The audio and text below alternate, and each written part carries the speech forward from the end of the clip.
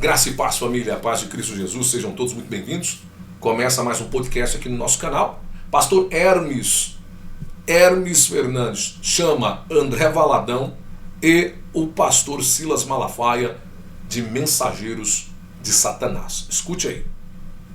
A homossexualidade não é um espinho na carne. Ouça o que eu estou lhe dizendo. Paulo diz quem era o espinho na carne. Ele diz, um mensageiro de Satanás é que vem me esbofetear. Essa expressão esbofetear é jogar na cara. Você quer saber o que é o espinho? A expressão esbofetear significa jogar na cara. Espinho na carne de um homossexual.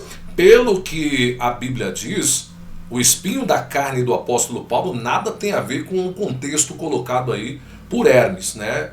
Nada tem a ver com a fala do pastor Hermes aí. Mas vamos lá, deixa eu continuar falando aqui. Porque primeiro, quando você pega o texto que está em 2 Coríntios 12, 7, vai falar exatamente, Paulo diz que um espinho na carne me foi dado, a fim de que não me exaltasse pela excelência das revelações que me foi dada. Então esse espinho na carne foi colocado. Então, a saber que um mensageiro de Satanás vem para me esbofetear, a fim de eu não me exaltar, exaltação, a fim de não me exaltar. Eu pergunto, pastor, aonde é que entra isso daí? Aonde é que entra isso daí? Aonde o senhor consegue colocar esse texto nessa fala do senhor? Mas vamos lá. Não é o seu desejo, é a homofobia. Porque esse mundo está cheio de mensageiros de Satanás. Esse é o espinho na carne. É gente subindo ao púlpito, não para pregar amor, não para pregar graça, mas para pregar ódio. André Valadão, eu espero que você me ouça. Você está sendo um mensageiro de Satanás. Silas Malafaia, você está sendo um mensageiro de Satanás. Então vocês estão vendo aí, né? Nós temos que dar nome aos bois. Sabe por quê? Porque senão o mundo pensa que a gente é tudo farinha do mesmo saco. Né não. Aqui tem um povo que preferiu abraçar o evangelho do amor. O evangelho que não condena.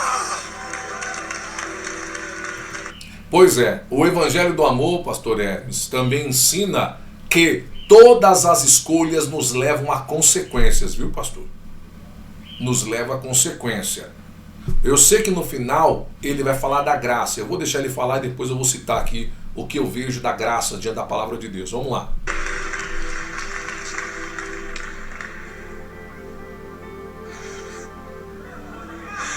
Alguém hoje vai tirar a vida por causa de um mensageiro de Satanás. Pais vão colocar filhos para fora de casa por causa de um mensageiro de Satanás. Não sou eu quem vai se calar. Seja um mensageiro da vida. Não receba graça em vão. Diga para o pai de um homossexual, seu filho é uma dádiva. Orgulhe-se do ser humano que ele é. Não tenha vergonha dele. Diga para a mãe do homossexual, seja uma leoa em defesa dos teus filhos.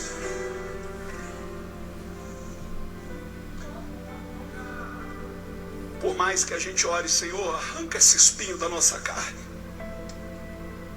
a resposta continua sendo a mesma. Num mundo homofóbico como este, a minha graça te basta. Agarre-se na graça, meu irmão.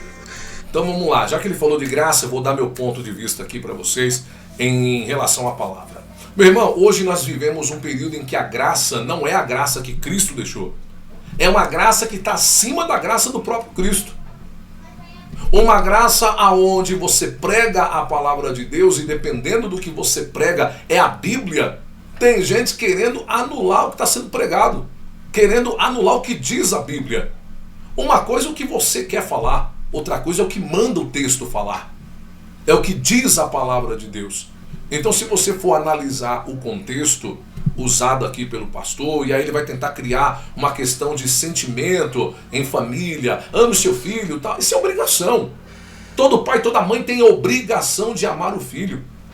Amar a família é obrigação, é mandamento. Família é mandamento, tem que ter cuidado. Tem que ter cuidado. Só que o evangelho da graça, a graça que nos foi dada, ela não nos isenta de responsabilidades, pastor Hermes. A graça que nos foi dada, pastor Hermes, não nos isenta de que nossas escolhas, aquilo que nós fazemos, aquilo que nós tentamos, aquilo que nós plantamos, vai trazer consequências, pastor Hermes. Ué, o apóstolo Paulo, é ele que diz, o mesmo Paulo que está citando o texto que o senhor usou fora de contexto aí, é o mesmo que vai dizer exatamente a questão de que tudo que o homem planta, isso o homem colhe. O homem semeia vento, colhe tempestade.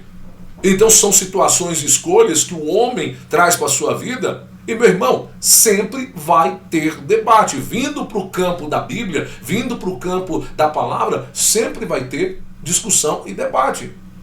O senhor pode não concordar aí com a pregação do Silas Malafaia, do André Valadão e de tantos outros pastores que tem aí na internet, inclusive pastores famosos que se levantaram em apoio ao André Valadão, assim como outros se levantaram contra.